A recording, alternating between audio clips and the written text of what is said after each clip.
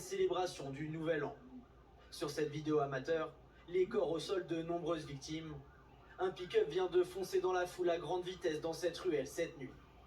Immédiatement saisi, le FBI annonce qu'une enquête pour terrorisme a été ouverte. Des explosifs ont été trouvés. Nous vérifions s'ils étaient en situation de fonctionner ou non. Nous demandons aux gens de rester à l'écart de Bourbon Street.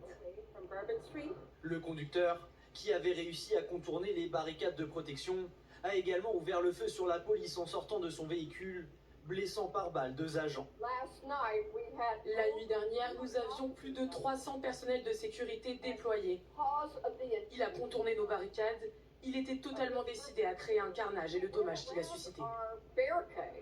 Pour l'heure, le profil du suspect n'est pas encore connu. Il a été abattu par la police.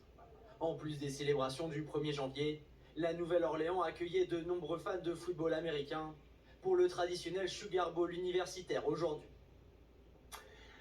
Voilà donc ce qu'on sait pour l'heure de cette attaque à la Nouvelle-Orléans. Conférence de presse à suivre sur place pour de nouveaux développements, notamment peut-être l'identité du suspect, ses motivations. C'est évidemment toute la question qui se pose à l'heure qu'il est. Pour l'heure, on a seulement quelques éléments. Un véhicule avec des éléments explosifs retrouvés à l'intérieur. On précise aussi que le suspect a été abattu par les forces de l'ordre. Hans Kratz, j'en reviens vers vous. Pour vous, aucun doute, c'est un acte terroriste. On a vu un FBI assez prudent dans les premières heures.